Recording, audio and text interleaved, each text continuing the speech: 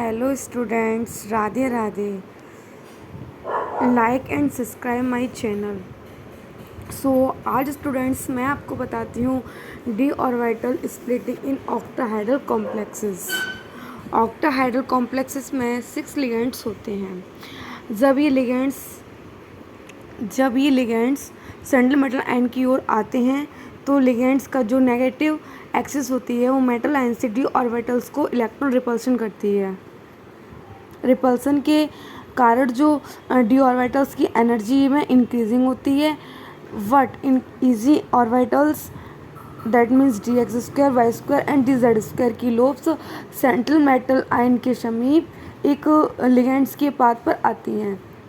जैसे कि देखा आपने, ये मेटल लिगेंड्स है, इसके 6 लोब्स पर देखो बाई एक्सिस एल लिगेंड्स, ये सारे लिगेंड्स हैं मेटल आयन। ठीक है, जब ये मेटल आयंस के पास ये लिगेंड्स आते हैं तो नेगेटिव एक्सिस की वजह से ये यहाँ पर रिपल्सन होने लगता है। दैट मीन्स T2Z का मतलब DXY, DYZ and DXZ। Orbitals की कंपैरिजन में EG ऑर्बिटल्स का इलेक्ट्रॉन रिपल्शन ज़्यादा होता है। That means electron repulsion EG is greater than T2Z and EG electron repulsion is more stable than comparison of T2Z's decreasing repulsion. Okay, thus 5d orbitals की जो energy होती हैं वो 2 forces में डिवाइडेड होती हैं। That means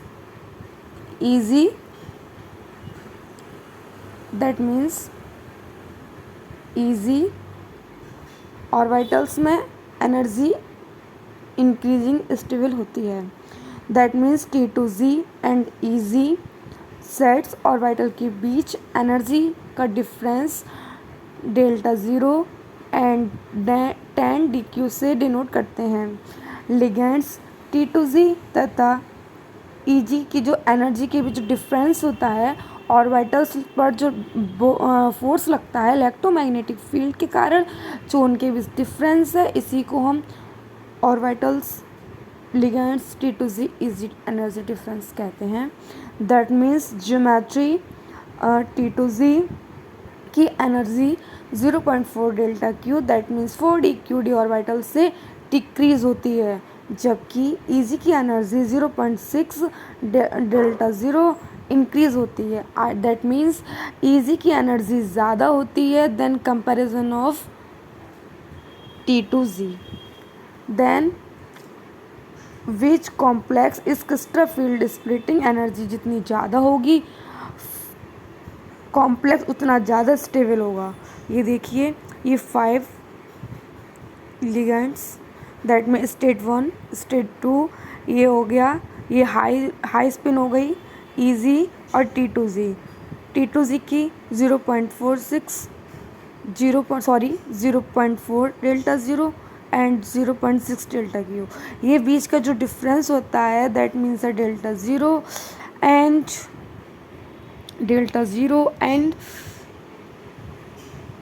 DQ। Okay student, then इसमें जो 2 कॉम्प्लेक्सेस होते हैं, first complex low spin complex और high spin complex. If delta 0 is value very high show then low spin complexes, that means T2Z, and if delta 0 very small value and very small value splitting is very high complex, that means EG। और EG और T2Z दोनों में ही splitting होगी। जैसे आप समझ सकते हैं, मैं आपको बताती हूँ क्या होता है। अगर कोई भी कॉम्प्लेक्स आपका हाई स्पिन शो करता है, दैट मीन्स अगर वो हाई स्पिन शो करता है तो कॉम्प्लेक्स आपका लो स्पिन का होगा। लो स्पिन कॉम्प्लेक्स में क्या होता है, वो हाई स्पिन शो करेंगे, पेयरिंग बाद में करेंगे। और लो के बाद स्ट्रॉन्ग फील्ड लिगेंड्स में क्या होता है, स्ट्रॉन्ग फील्ड लिगेंड्स में कॉम्प्लेक्स है या लिगेंड्स है जो हाई स्पिन ना शो करके पेयरिंग करते हैं, उसके बाद हाई स्पिन करते हैं। दैट मीन्स स्पेक्ट्रोकेमिकल सीरीज़ में इसका ऑर्डर है halogens atoms, donor atoms is less than O negative, H negative donor atoms and negative atoms ligands and less than carbon negative donor atoms, जिसमें pi electron होते हैं वो सबसे ज़्यादा strong element होते हैं।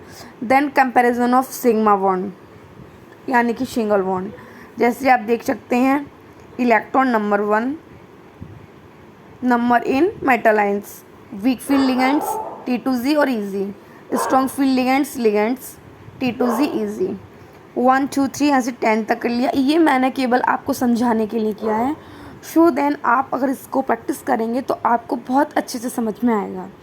देन D1, ये D1 है तो स्ट्रॉन्ग फील्ड में इसको मैं देखती हूँ। देखो strong field ligands week field ligands है तो देखो 1, ओके। ये ना, क्योंकि इसमें 1 लिगेंड्स है तो ये ना हाई स्पिन शो करेगा ना लो स्पिन शो करेगा, लो स्पिन शो करेगा। सो देन उसके बाद आप यहाँ देखिए, ये देखो यहाँ देखिए D4 पर क्या होता है, देखो इसकी डी और इसकी 3 कॉम्प्लेक्सेस कॉम्प्लेक्सेस नहीं लिगेंड्स स्पिन, इसकी 3 स्पिन्स शो हो रही हैं।